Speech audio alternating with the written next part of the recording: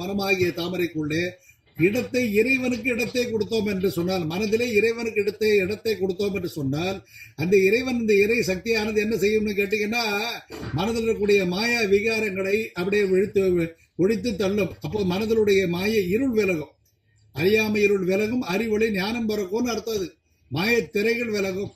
மனதில் இருக்கக்கூடிய சத்வ ரஜோ தமோ குணங்களும் அதற்கு இணையாக வரக்கூடிய காமம், குரோதம், லோபம், மோகம், மதம், மார்ச்சல் 6 உபகுணம் சேர்ந்து அது ரெண்டும் சேர்ந்து ஏற்படக்கூடிய அந்த பர்முடேஷன் அப்படி சொல்லுவாங்க.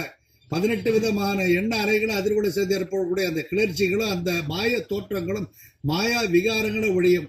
ஆண்டவனுடைய இறைவனுடைய திருவடிகளுக்கு, இறைவனுடைய இறை தன்மை உணர்ந்தவர்களுக்கு இறைவனை மனதில் இருத்தி கொண்டு தியானம் செய்வோம் என்று சொன்னார். இறைவனுக்கு மனதில் இடத்தை கொடுத்தால் நம்முடைய மடமையாகி அறியாமை இறைவன் போக்குவான். அதனால இடத்தை கொடுத்தால் மடத்தை புடுங்குவான்னு சொன்னாங்க.